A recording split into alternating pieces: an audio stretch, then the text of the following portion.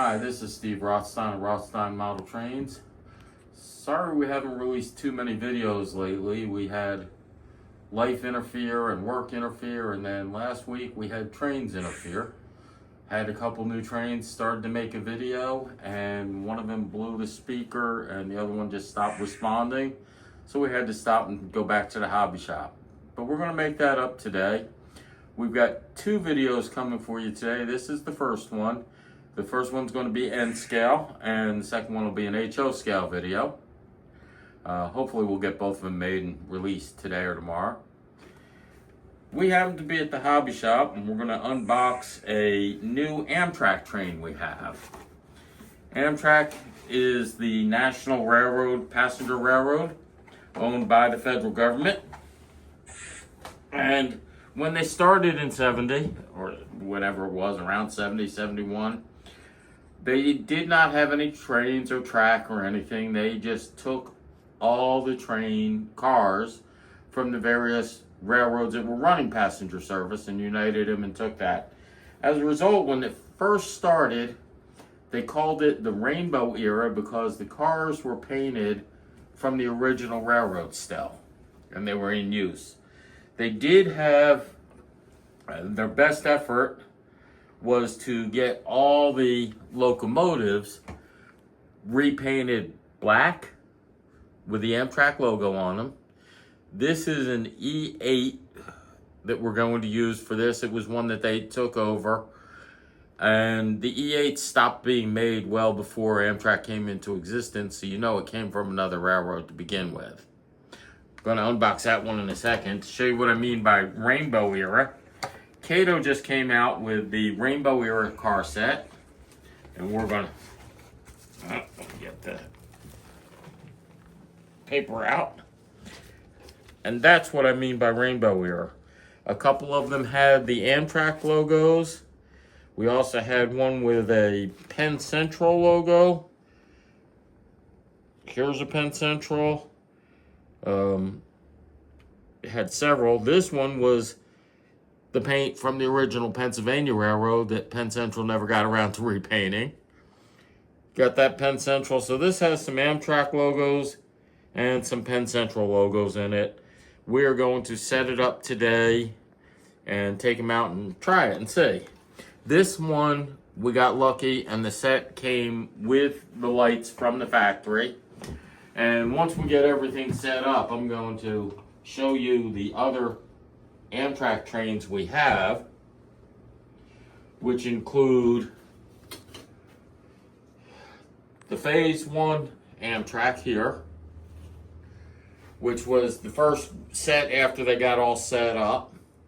I've got a Phase 6, which is the current or almost current set. And then over here, when we did the video on it a couple weeks ago, we have that Pacific Surfliner set. So let's see if we can't get this set up. Okay. Before I start the train going, I'm going to check the sound on it. The E8 is the new Kato model. It came from Kato with the DCC and sound, so we're going to try it and see. At least the bell works.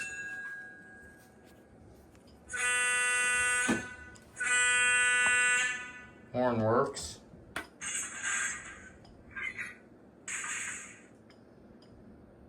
Some other interesting sounds.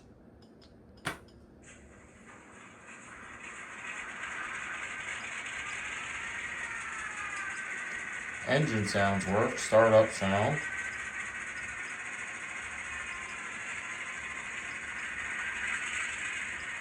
Okay.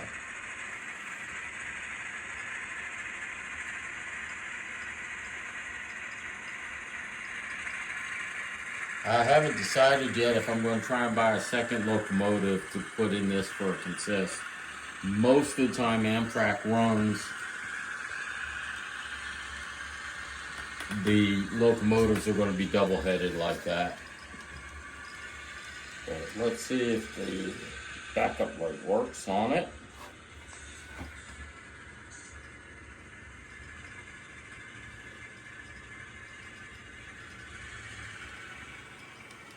Well, it kills the headlight, but there is no backup light on the locomotive.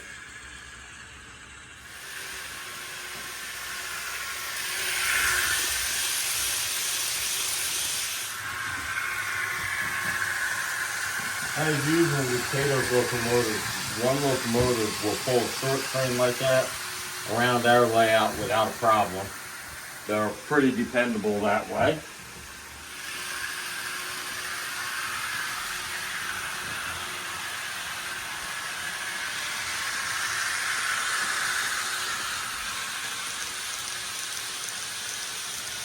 Yeah. I haven't done any of the synchronization. I try to keep all my passenger trains, and we've got a large fleet of those now, set to all go at the same speed at full throttle, 120 miles an hour and 60 at half throttle. This is doing 130 this first lap, and here it says 131 out of the box. So I'm going to slow it down a little. The other is running in the background.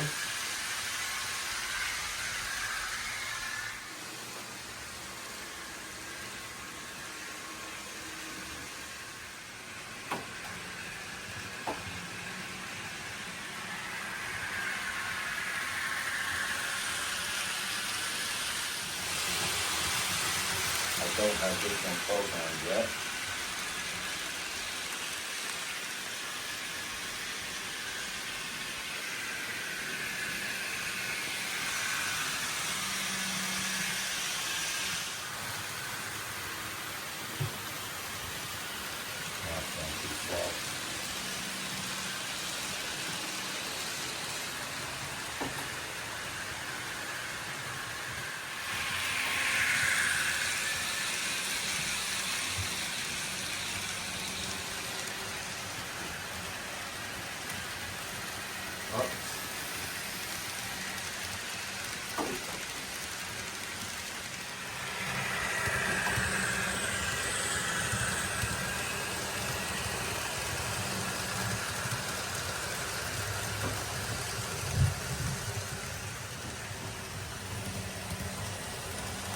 So I'm trying to manually synchronize these so they all stay fairly closely set to each other.